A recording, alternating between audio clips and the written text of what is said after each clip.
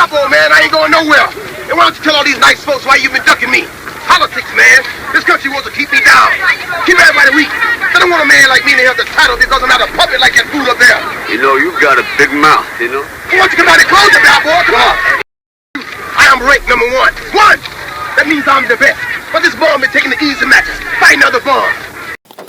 Alright, fight fans, it's the Mighty Mean Joe Frazier. We're going to take a quick review and prediction, my prediction, of Triple G, Gennady Golovkin, taking on Saul Alvarez for the middleweight strap sometime towards the end of 2016. I'm going to even say it's early 2017, but we'll get into that later. First, let's take a look at Gennady Golovkin, the Kazakhstan champ, 34-0. 31 KOs, standing at 5'10 with a 70-inch reach. Amateur record, I've heard rumors from 400 to 500 actual amateur fights, all wins. I don't believe anybody actually beat this guy in the amateurs. He's currently signed to HBO, as well as Klitschko's promotional company, and his trainer is Abel Sanchez, great trainer. He was actually, for you who don't know, the former trainer of the terrible Terry Norris, a champ at super welterweight, light middleweight.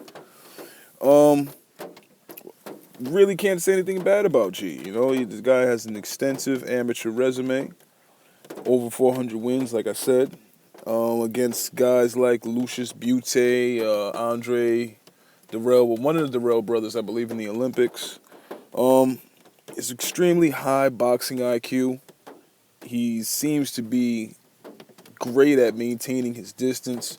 He has a great jab, great hook off the jab. I mean, this is just an all-around, top-notch fighter. And like I said, it's not much that we can say bad about Triple G. He's taken on just about anybody that they've thrown at him. He hasn't ducked anybody except for, in my opinion, Andre Ward. I mean, but who doesn't duck Andre Ward, you know? Nobody wants to take on Andre. Then we'll take a quick look at Saul Canelo Alvarez, 46-1-1, standing at 5'9", 70-inch reach. He was formerly the super welterweight champion. He just beat Miguel Cotto, Hall of Famer Miguel Cotto, for the middleweight strap. The kid has fast hands, great upper body movement. He's a fast learner. His defense can sometimes be slacking. Occasionally he runs out of gas. And except for the Cotto fight, I think a lot of people were under the belief that his foot movement was pretty damn slow. Now let's take a look at an actual fight between these two monsters that's going to happen hopefully at the end. I mean, I agree with Golden Boy trying to stall this fight as long as possible. And I'm going to tell you why. It's going to be beneficial to Canelo, the younger guy, to try to wait G out until he ages. I mean, unfortunately, you know, Triple G is not a guy that we followed from, like, his youth, you know, as, like, a contender. We didn't get to see Triple G at 19, 20, 21, 25, you know, in his prime years. I mean, this guy's in his early 30s. And I'm not saying that, you know, you can't pull off some big wins in your early 30s. But at the same time, G is awfully slow. And I'm thinking the longer that they stall this fight, the better a chance it's going to be for Canelo to just be the faster guy that night, to just get off his punches quicker, just that quick fraction of a second quicker than Triple G's. Maybe Triple G doesn't even land anything. I mean, I think that Canelo can win a boxing match against Triple G. If he goes in there and he tries to scrap it out with this guy, I mean, let's face it, Triple G is a KO artist. He hits really hard. This is a guy who's probably a light heavyweight who can actually has the self-discipline to be maintaining middleweight. Kind of like Bernard Hopkins, you know, very disciplined guy out there. But Triple G is no Bernard Hopkins. Bernard Hopkins was a technician. And Triple G is great technicals, but I don't look at him as a technician who systematically takes you apart like the great Bernard Hopkins. That's why B-Hop was able to last in his 30s and his 40s. The guy kept in great shape, great technician, great boxing IQ. I don't think that Triple G is on that sort of level. And right now, as it stands today, I'm picking Canelo to win this fight.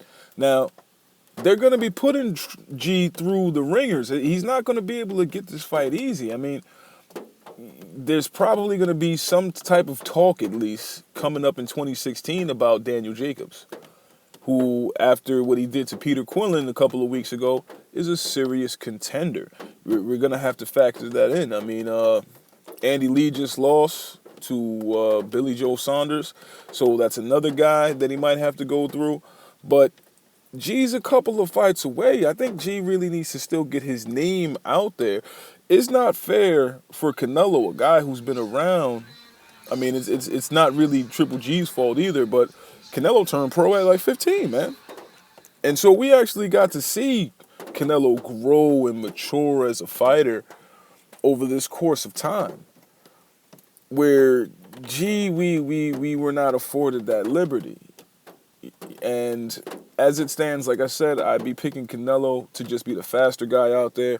Hopefully Canelo has learned from his match with Floyd Mayweather that we don't have to go out there and scrap it out. It doesn't have to be a Mexican-style brawl. You can be the technician and go out there and put on just a beautiful boxing show.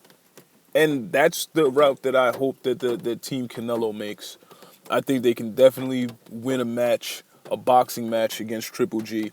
If they go in there and you're gonna try to brawl it out with this guy, I mean, for you that are not aware of how strong Triple G really is, light heavyweight champ Sergey Kovalev actually said sparring with this guy, he was hurt.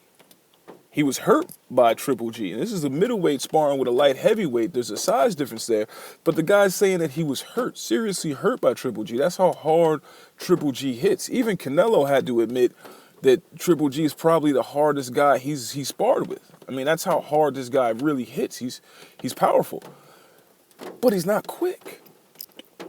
So, with that said, fight fans, tune in. Let me know how you feel about this potential matchup between these two monsters going down probably the end of 2016. I mean, I wouldn't be surprised to see Canelo take some fights like a Manny Pacquiao fight. Wouldn't be surprised to see that.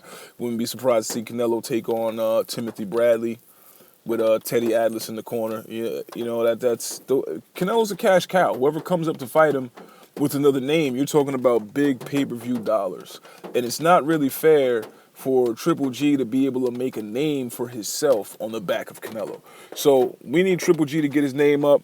Hopefully this fight will take place end of 2016, 2017. Tune in, subscribe. Let me know how you feel about this potential matchup between Saul Canelo Alvarez, Triple G, Gennady Golovkin. All right, fight fans, the mighty mean Joe Frazier. Till the next one.